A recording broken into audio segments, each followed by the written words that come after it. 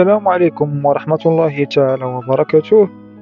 إلا عندك 4 مليون سنتيم لتحت وبغيتي سيارة مازوت، جبت لك أفضل الخيارات في هاد الثمن.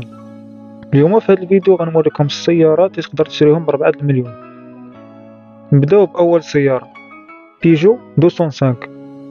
هاد السيارة معروفة بالصيانة ديالها والاقتصاد ديالها والاستهلاك ديالها، وقطع الغيار ديالها رخيصة وموجودة في السوق. بالنسبة لهاد السيارة هادي إلا بغيتي تشريها وكانت نقية، راه الثمن ديالها كيتراوح ما بين 3 المليون حتى 3 ونص. هاد الشي كنقولك إلا كانت طونوبيل نقية بزاف. الطونوبيل الثانية رونو إكسبريس. هاد السيارة هادي كيستعملوها الناس للتجارة بزاف، اقتصادية ساهلة في الصيانة ديالها. الثمن ديالها كيتراوح ما بين 38 ألف درهم حتى 40 ألف درهم، هاد الشي على حسب النقاط.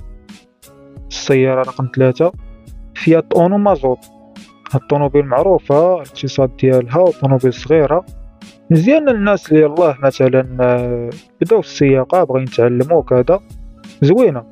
الثمن ديالها كيتراوح ما بين 3 حتى 3 ونص. كنهضروا على شي حاجة في النقا ديال بصح اللي يجي وركب ما تخسرش عليها ريال. السيارة رقم 4 رونو كليو مازوت.